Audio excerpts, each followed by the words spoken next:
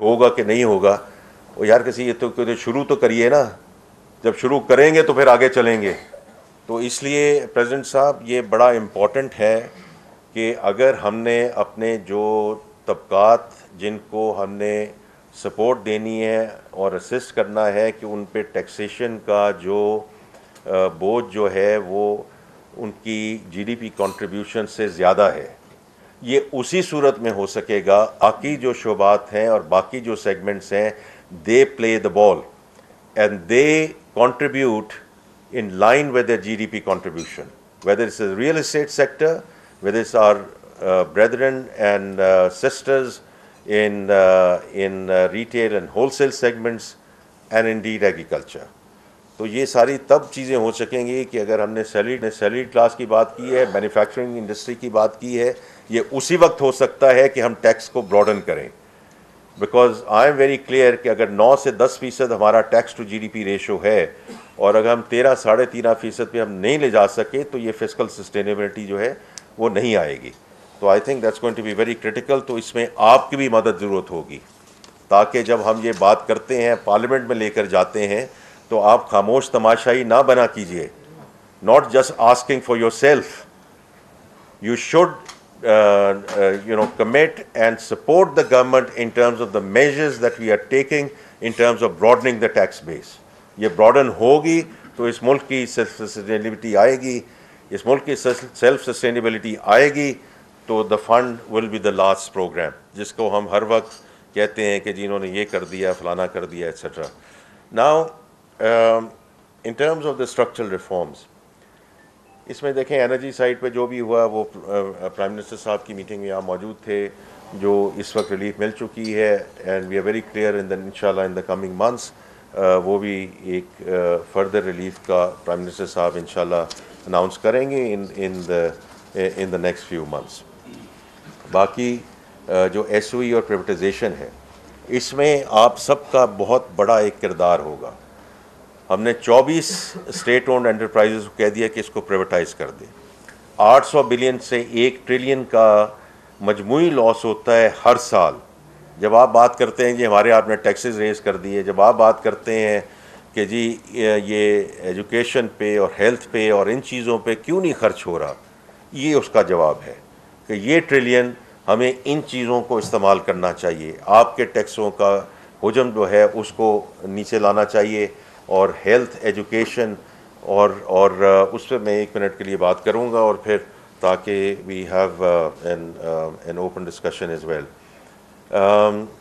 As we go forward. ये देखें, ये बड़ी क्रिटिकल चीज़ है कि जो टैक्स की बात है, और फिर मैं पॉपुलेशन और क्लाइमेट पे थोड़ी सी बात करके इसका इख्तिताम करूँगा। टैक्सेशन साइड पे चूँकि प्राइम मिनिस्टर साहब खुद इसको लीड कर रहे हैं, and rightly so, because from his perspective if he solve our revenue issue and if he solve our energy issue, we will get back इंशाल्लाह into the committee of nations. तो on the taxation side we are doing number of things. People, process, technology. People side हमने शुरू किया उन सब ख़वातीन और हज़रात को फ़ारिग करने में जिनके इंटेग्रिटी के इश्यूज़ थे। They might be the most competent people, but अगर चोरी, चकारी, रिश्वत गोरी, और ये मैं हमेशा ये बात करता हूँ, ये ताली 2 हाथ से बजती है। अगर हम रिश्वत ले रहे हैं तो कोई दे भी रहा है, तो अब इसलिए आपकी मदद की ज़रूरत है कि आप भी देना बंद करें फ्रॉम द बिजनेस कम्युनिटी। तो हमारी पूरी कोशिश है अंडर प्राइम मिनिस्टर्स लीडरशिप कि हम वो लोग लेकर आएँ उनको लीडरशिप पोजीशंस में and all the way down in FBR जिनकी इंटेग्रिटी भी हो और कॉम्पिटेंस भी हो।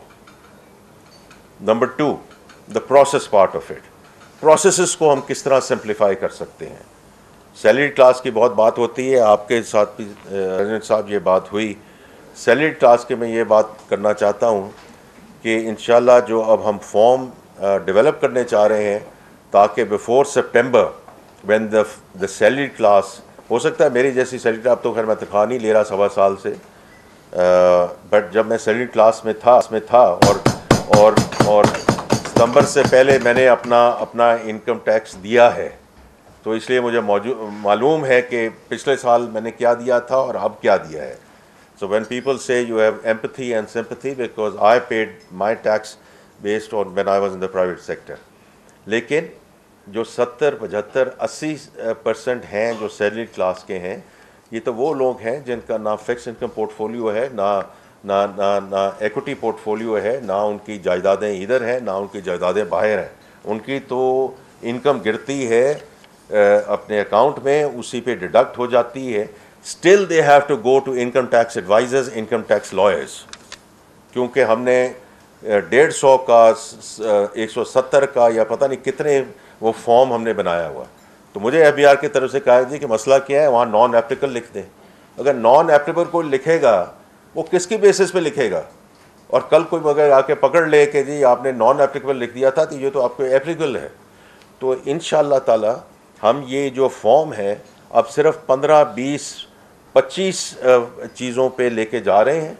उसमें भी हम ऑटो फिल करवाएंगे ताकि जो भी सैलरी क्लास है 70-80% वो अपने मोबाइल फ़ोन पे या अपने जहाँ भी अपने कंप्यूटर पे जो भी उनके पास हैं, ये स्मार्टफोन्स होने की ज़रूरत नहीं है, फ़ीचर फ़ोन है, उस पर वो कर दें and their tax is going to be filed.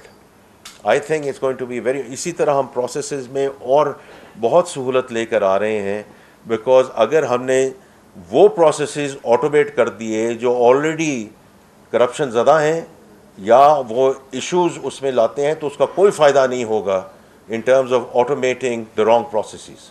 Then we come to technology.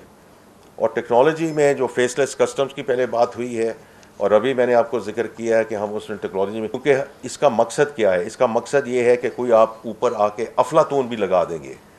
If we don't reduce the human intervention, we will still keep on going back into the things, and it's all about mitigating, not eliminating.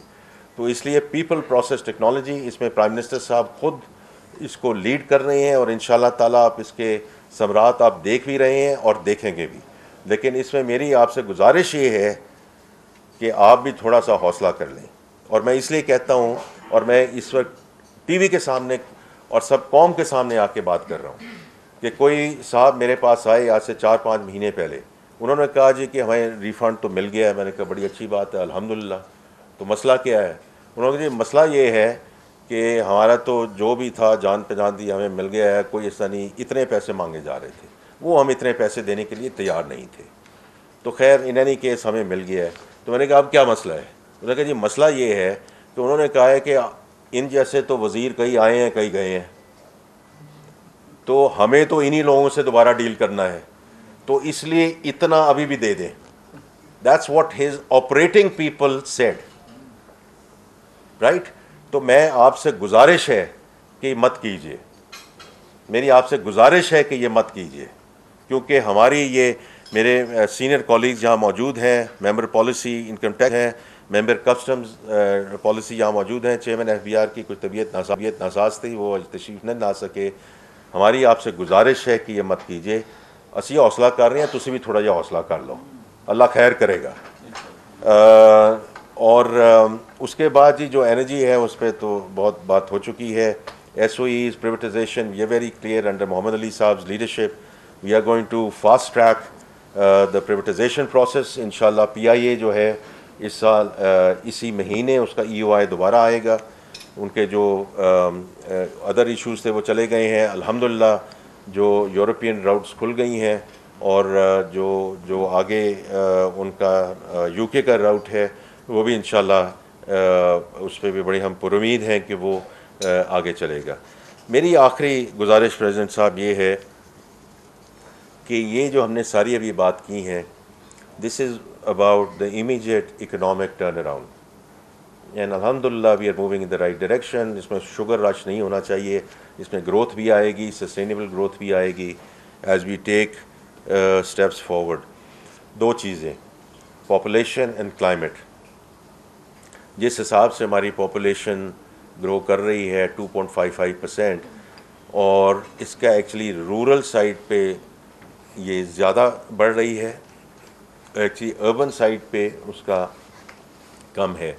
तो हमने कई funding agencies के साथ बात करके, funding is not an issue now, लेकिन इस population stabilization की तरफ हमें जाना बहुत ज़रूरी है कि अगर आज हमारे इस मुल्क को मुश्किलात दरपेश हैं at 240-250 million people, imagine if we get to 300-400 million people जो इस वक्त प्रोजेक्शन है, तो इस मुल्क का क्या हशर होगा, राइट।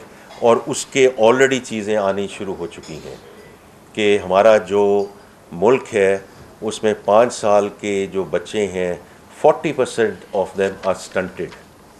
थिंक अबाउट इट, हम सब लोगों ने फेड आउट हो जाना है।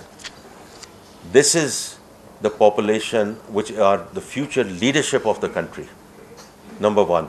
Number 2, children out of school, उसमें से भी जो बच्चियां हैं out of school. So I am very clear कि as the finance minister of the country along with the cabinet और प्राइम मिनिस्टर साहब के साथ और पार्लियामेंट के साथ मिलके हमें इन स्ट्रक्चरल इश्यूज़ को डील करना है, क्योंकि ये हम सब का एक इज्तमाही फ़र्ज़ है कि हम जो आगे हमारे बच्चे और बच्चियां आ रहे हैं उनको हम इस लेवल पे छोड़ के जाएं कि सिर्फ इमीडिएट इशू कि एक्सपोर्ट क्या होगी, तो टैक्स साढ़े तक कितना लग गया, तो टैक्स का साढ़ा की नुकसान हो गया, ये फ्यूचर की बात करें।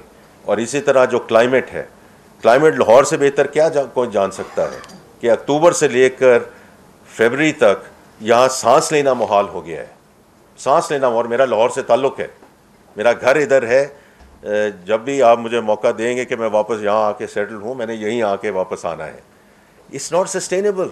And countries like in Beijing have shown us how they have gone from sulfur जो आप स्मेल कर सकते थे आज से 8-10 साल पहले in Beijing, and you see clear skies in December।